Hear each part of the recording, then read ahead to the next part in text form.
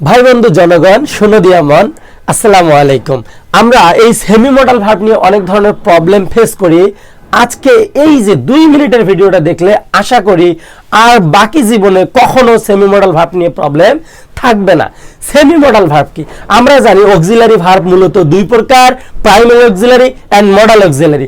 আমরা জানি যে প্রাইমারি অক্সিলারি ভার্বগুলো প্রিন্সিপাল ভার্ব হতে পারে, কিন্তু মডাল অক্সিলারি ভার্বগুলো প্রিন্সিপাল ভার্ব হতে পারে না।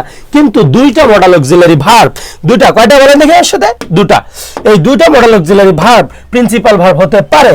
এই দুইটা মডাল অক্সিলারি কি কি? এই দুইটা মডাল অক্সিলারি হচ্ছে, একটা হচ্ছে নিড আর একটা হচ্ছে ডেয়ার। একটা হচ্ছে নিড, একটা হচ্ছে ডেয়ার। খুব মনোযোগ দিয়ে শুনতে হবে, আর কখনো করতে হবে না, চ্যালেঞ্জ করে বলছি।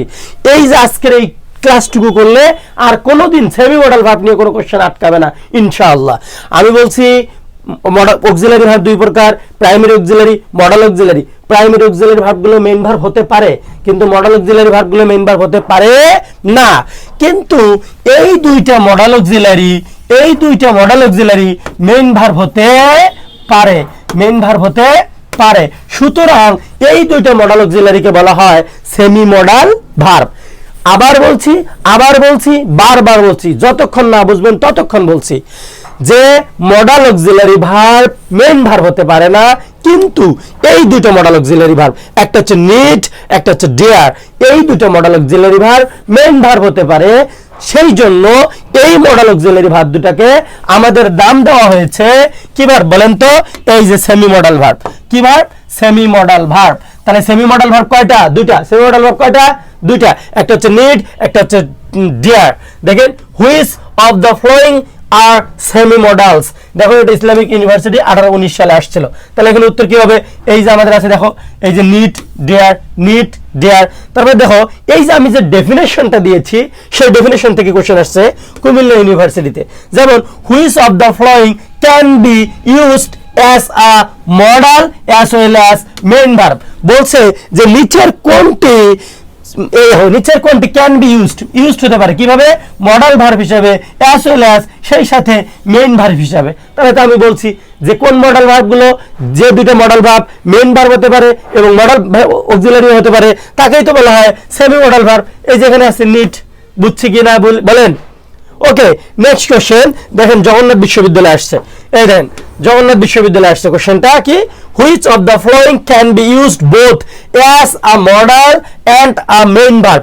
বলছে নিচের কোন সংখ্যাগুলো, মানে শব্দটি মডাল ভার্ব হতে পারে, মেইন ভার্ব হতে পারে, যা আমার ডেফিনেশনের মধ্যে লুকায়িত আছে। মডাল ভার্ব হিসেবে কাজ করে, মেইন ভার্ব হিসেবে কাজ করে শুধুমাত্র দুইটা মডাল ভার্ব, একটা হচ্ছে নিড, একটা হচ্ছে ডেয়ার। এই যে এখানে কি আছে না নাই? এই যে আছে, হয়ে গেল ভাই, কত ইজি। এবার আসো, আমরা কখন বুঝবো এই ভার্ব দুটো মডাল ভার্ব নাকি মেইন ভার্ব হিসেবে বাক্যে বসছে? খুব ইজি।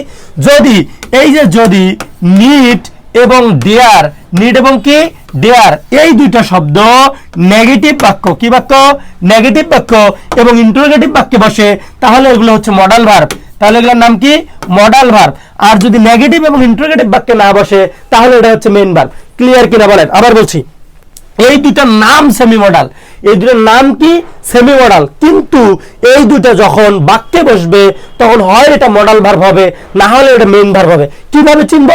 একদম ইজি। সাদেক ভাইয়ের কথা শোনো, যদি নেগেটিভ বাক্য হয় কিংবা ইন্টারোগেটিভ বাক্য হয় এবং ওই বাক্যে নিড এবং ডেয়ার থাকে, তাহলে বুঝবো এটা মডাল ভার্ব, এটার নাম কি? Modal verb. আর যদি বাক্যটি নেগেটিভ এবং ইন্টারোগেটিভ না হয়, তাহলে আমরা বুঝবো এটা হচ্ছে principal verb. Just look at the board and listen to me what I say। দেখো এখানে আমরা পরের কোশ্চেনটা দেখি। এই যে আমরা এই কোশ্চেনটা দেখি, Karim need not think a job here need. দেখেন এই কোশ্চেনটা আসছে। তাহলে এই যে নিড নট, ভাই দেখো তো বাক্যে নিড এবং নট আছে না? নিড আছে নাই? হ্যাঁ আছে। বাক্যটা নেগেটিভ না পজিটিভ? অবশ্যই বাক্যটা নেগেটিভ। তার মানে এটা কি হবে বলেন? অবশ্যই নেগেটিভ বাক্যে এবং ইন্টারোগেটিভ বাক্যে নিড এবং ডেয়ার হচ্ছে কি ভার্ব? Modal verb. তাহলে উত্তর এই যে এটা। পরের কোশ্চেনটা যদি আমরা একটু দেখি, পরের কোশ্চেনটা আমরা দেখবো।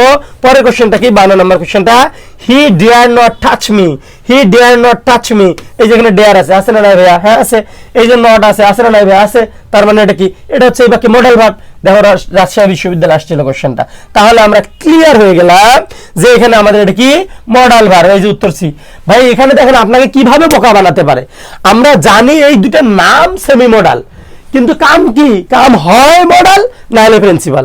তাহলে এখানে দেখো এই যে সেমি মডাল ভার্বও কিন্তু আছে। আমরা কি এটাতে সেমি মডাল ভার্ব বলতে পারবো না?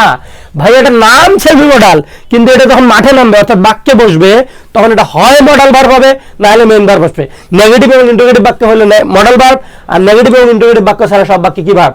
Main verb. যেমন এখানে নট আছে, এখানে নট আছে, সুতরাং এখানে নিড এবং দেয়ার হচ্ছে কি মডাল ভার্ব, সেমি মডাল বলা যাবে না কিন্তু এখানে। ওকে, আচ্ছা এখন আমরা যদি একটা প্রিন্সিপাল ভার্ব দেখি, যেমন আমি বললাম I need some water, I need some কি ওয়াটার। এই যে দেখো তো ভাই এই বাক্যে নিড আছে না নাই? আছে। বাক্যটা কি নেগেটিভ? না। বাক্যটা ইন্টারোগেটিভ? না। তার মানে নিড এখানে মেইন ভার্ব।